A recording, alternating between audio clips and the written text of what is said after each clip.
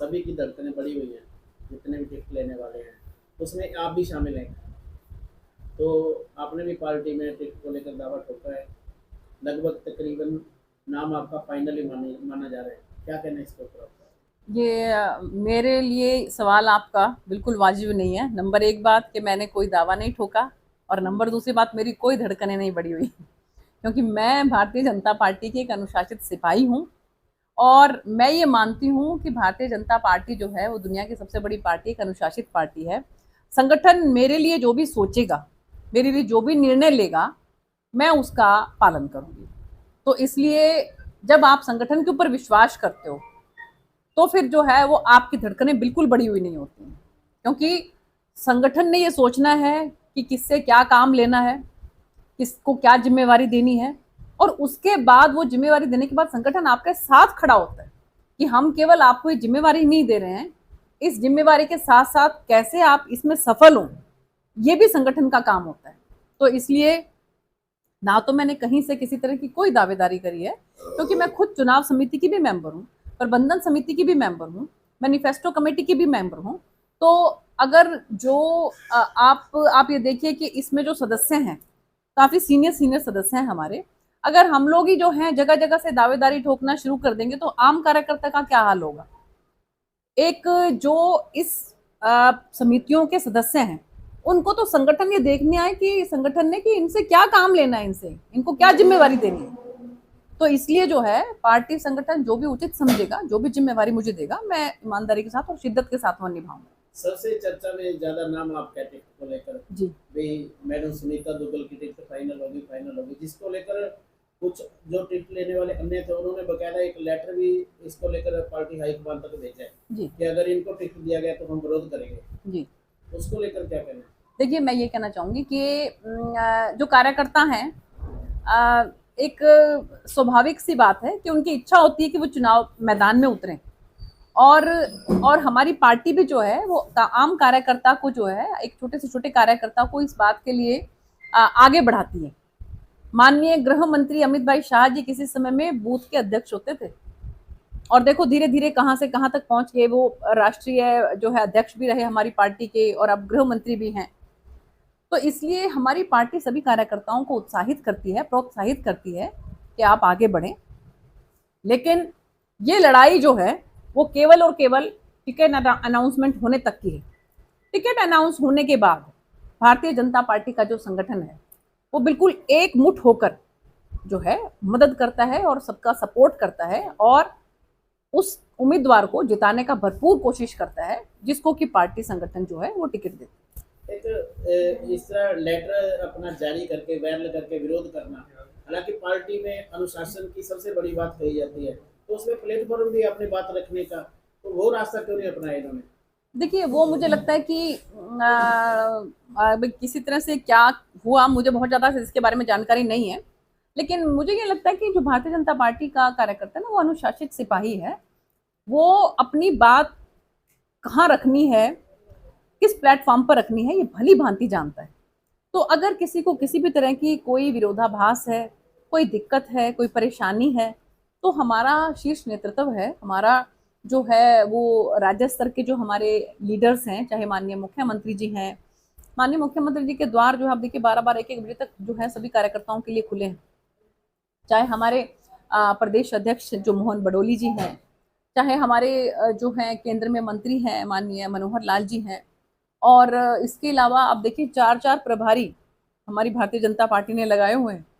चुनाव प्रभारी हैं आदरणीय धर्मेंद्र प्रधान जी, उनके साथ सहयोग कर रहे हैं सह प्रभारी एक्स सीएम और फिलहाल में लोकसभा के सांसद विप्लव देव कुमार जी। हरियाणा के प्रभारी लगाए हुए हैं भारतीय जनता पार्टी के राजस्थान के पूर्व के अध्यक्ष सतीश पूनिया जी। उनके साथ चुनाव के लिए हरियाणा के लिए ही जो सह प्रभारी लगाए हुए हैं राज्यसभा के सांसद सुरेंद्र नागर जी, जो उत्तर प्रदेश से आते हैं। इसके साथ साथ राष्ट्रीय उपाध्यक्ष सौदान सिंह जी। तो इतने बड़े बड़े हमारे धुरंधर जो हैं वरिष्ठ नेता, जो इस संगठन को जो है वो नेतृत्व इसका कर रहे हैं। तो एक प्लेटफॉर्म है कि वहां पर जाकर अपनी बात रखी जाए और अच्छे तरीके से उनको कन्विंस किया जाए, उनको बताया जाए कि किस तरह से जो है यहाँ पर किस कैंडिडेट को, किस तरह के कैंडिडेट को उतारने से लाभ मिल सकता है। और वो भी अपनी समीक्षा करेंगे, अपनी सर्वे करेंगे, क्योंकि पार्टी भी जो है अपने लेवल पर सर्वे करती है। उन सब के तालमेल के साथ जो है वो कैंडिडेट जो है, उम्मीदवार जो है, उनकी घोषणा होगी।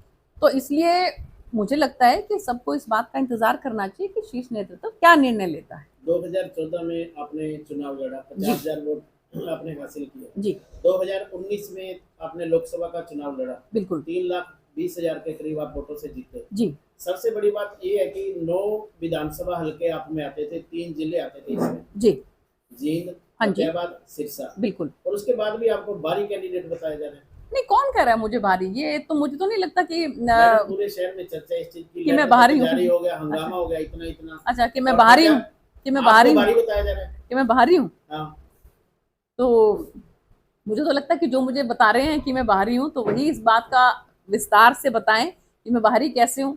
क्योंकि जिस कार्यकर्ता ने 2014 के अंदर रतिया से विधानसभा का चुनाव लड़ा, और यहाँ की जनता ने, जब मैं असलियत में बाहरी थी, उस समय में मुझे हाथों हाथ लिया और इतना स्नेह और इतना प्यार दिया कि 15 दिन के 15 दिन की मेहनत के अंदर अंदर जो है 50,500 वोट, जो शायद मुझे लगता है कि भारतीय जनता पार्टी के इतिहास में पहली बार इतने वोट जो हैं वो रतिया विधानसभा से मिले होंगे। और उसके बाद फिर जो है 2019 के अंदर मुझे लोकसभा का जो टिकट मिला, जिसके अंदर की 9 विधानसभाएं आती हैं, तो उसमें मुझे सांसद बनाने का काम किया। और रतिया की जनता की तो मैं तहे दिल से धन्यवाद करती हूँ। 41,000 की लीड जो है मुझे तब रतिया विधानसभा से मिली थी। और जैसा कि आप भी बता रहे हैं, 3,20,000 के करीब के मतों से मैं इस लोकसभा से जीतकर बड़ी पंचायत में पहुंची थी। और बड़ी ईमानदारी के साथ, मेहनत के साथ मैंने सांसद के तौर पर इस पूरी लोकसभा के लिए, 9 की 9 विधानसभाओं के लिए, जिसमें हमारी सिरसा विधानसभा, कालांवाली, रानिया, डबवाली, एलनाबाद, टोहाना, फतेहाबाद और रतिया और नरवाना, ये 9 की 9 विधानसभाओं के लिए एक भी विधानसभा जो ऐसी नहीं है कि जिसके लिए मैंने कोई ना कोई काम ना किया। तो ऐसे उसमें मुझे समझ में नहीं आता कि एक लोकसभा का सांसद जो 9 विधानसभाओं को रिप्रेजेंट करता है, तो वो उन 9 विधानसभाओं के लिए बाहरी कैसे हो गया। अगर मैं उन 9 विधानसभाओं के लिए बाहरी कोई कहता कि मैं हूं, तो मैंने कैसे लोकसभा के लिए जो है उन लोगों की आवाज उठाई, उन लोगों के काम करवाए, उन इलाके के उन विधानसभाओं की आवाज पूरा बुलंद की पार्लियामेंट में। मैं तो ये कह सकती थी कि भाई ये तो मैं तो बाहरी हूं। और मुझे फिर ये नहीं समझ में आता कि फिर मैं कहाँ की हूँ। कोई मुझे ये बताए कि मैं कहाँ से हूँ, मेरा ओरिजिन अगर कोई बताए। वैसे तो आप देखिए कि ये लोकतंत्र है, और हमारा जो लोकतंत्र है, हमारी जो डेमोक्रेसी है, हमारा जो संविधान है, संविधान क्या कहता है। माननीय प्रधानमंत्री नरेंद्र मोदी जी तो गुजरात के मुख्यमंत्री रहे, और वो बनारस के अंदर जो है 2 बार जो है, बल्कि 3 बार, तीसरी बार भी जो है वो बनारस के, काशी के, वहां के सांसद बनकर वो प्रधानमंत्री बने हुए हैं। तो क्या वो बाहरी हैं? और इस तरह से बहुत से उदाहरण ऐसे हैं कि जब जो है पार्टी संगठन जिसको समझता है उसके हिसाब से वहां से टिकट उसको दिया जाता है। हमारी सुषमा स्वराज जी बेल्लारी से जाके लड़ी। हरियाणा में तो मुझे लगता है कि शायद एक बार चुनाव भी लड़ी होंगी, वो तो दिल्ली की मुख्यमंत्री रही। और कहां कहां से विदिशा से चुनाव लड़ी। फिर तो वहां से उनको जो है चुनाव लड़ने के लिए मुझे लगता है कि सभी कार्यकर्ता खड़े हो जाते हैं कि जी इनको यहाँ से क्यों चुनाव लड़वा रहे हो। चलो, अगर पार्टी हाईकमान आपको टिकट देके रतिया के बीच भेजता है जी, रतिया की जनता आपको विधायक चुनती है जी, तो उसको लेकर चुनौतियां आपके सामने बहुत होंगी जी, क्योंकि पंजाब सीमा के साथ लगा जी, रतिया। जी, पहले तो लोकसभा में डबवाली भी साथ लगा था। जी, नशे का प्रचलन बहुत ज्यादा है, जी, नशा खत्म नहीं हो रहा। जी, युवा इसमें अपनी जान गंवा रहे हैं, कभी कहीं चिट्टे के कारण मौत हो रही है। दूसरा, सबसे बड़ी दूसरी चुनौती है जो गग्गर नदी के जो वाटर लेवल है दूषित हो चुका है। पहले इसमें हेपेटाइटिस सी था, उसका समाधान हुआ, अब कैंसर की बीमारी बहुत ज्यादा फैली हुई है। इसका कोई रास्ता निकालेंगे आप? देखिए, ऐसा है कि टिकट मिलना या ना मिलना ये शीर्ष नेतृत्व का निर्णय है। मुझे कहीं से शीर्ष नेतृत्व विधानसभा चुनाव लड़वाना चाहता है या नहीं लड़वाना चाहता है, ये उनका निर्णय है। लेकिन क्योंकि मैं सिरसा लोकसभा की सांसद रही हूँ, और आज की तारीख में भी भारतीय जनता पार्टी से 70 सालों में केवल और केवल मुझे ही जो है ये सौभाग्य प्राप्त हुआ कि कमल का फूल मैंने इस लोकसभा में खिलाया। तो मैं इस बात के लिए सभी पूरे की पूरी लोकसभा वासियों को जो है वो कहना चाहती हूँ कि यहाँ पर ये जो नशे की दिक्कत है, आने वाले 5 सालों के अंदर मेरा पुरजोर कोशिश यही रहेगी कि जिस तरह से मैंने सालों साल की डिमांड गोरखधाम की, जो कहते हैं कि आज ही मुझे किसी ने कहा कि जैसे धारा 370 थी ना, कहते हैं वो सिरसा वासियों के लिए गोरखधाम धारा 370 बनी हुई थी। कहते हैं हम सोच नहीं सकते थे कि कभी ऐसा होगा कि गोरखधाम जो है वो सिरसा का मुंह देखेगी। तो जिस तरह से हमने वो लाने का काम किया, टोहाना के लोगों ने कभी सोचा नहीं था कि इंटरसिटी वहां पर ट्रेन जो है वो रुकेगी, उसको हमने रोकने का काम किया। उसी तरीके से मैं 5 साल लगातार, मैं ये नहीं कह रही हूँ कि मैं केवल जब यहाँ से 9 में से किसी भी विधानसभा से चुनाव लड़ूंगी केवल तभी मेरी जिम्मेवारी है, क्योंकि मैं यहाँ की सांसद रही हूँ।